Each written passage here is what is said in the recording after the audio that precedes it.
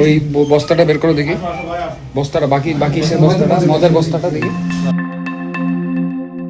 গোয়েন্দা তথ্যের ভিত্তিতে চট্টগ্রামের বাঁশখালীতে বিশেষ অভিযান চালিয়ে কুখ্যাত সন্ত্রাসী, মাদক কারবারি ও তালিকাভুক্ত অপরাধী বদিউল আলম ও তার সহযোগী দীপেশ চক্রবর্তীকে গ্রেফতার করেছে আইন শৃঙ্খলা বাহিনী। জানা যায়, আসন্ন জাতীয় সংসদ নির্বাচন 2026কে কেন্দ্র করে সম্ভাব্য নাশকতা ও অগ্নিসংযোগে জড়িত থাকার তথ্য পায় গোয়েন্দা সংস্থা।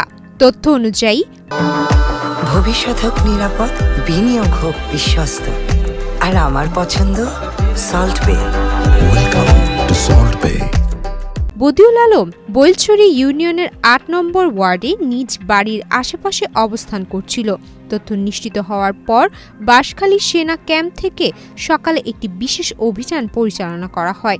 অভিযানে তাকে গ্রেফতার করা হয়।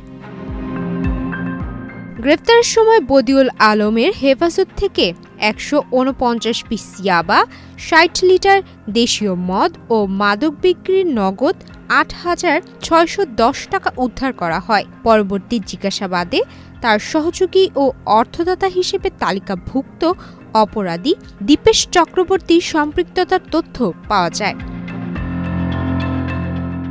এরপর দীপেশ চক্রবর্তীর বাড়িতে আরেকটি অভিযান চালিয়ে তাকে গ্রেফতার করা হয়। তার বাসা থেকে 9টি রামদা, একটি চাইনিজ কুড়াল, 15টি দেশীয় ধারালো অস্ত্র, একটি লাঠি, 1 নলা বন্দুকের 10 রাউন্ড খালি কার্তুজ, 7টি মোবাইল ফোন এবং কয়েক বোতল আমদানিকৃত মদ উদ্ধার করা হয়।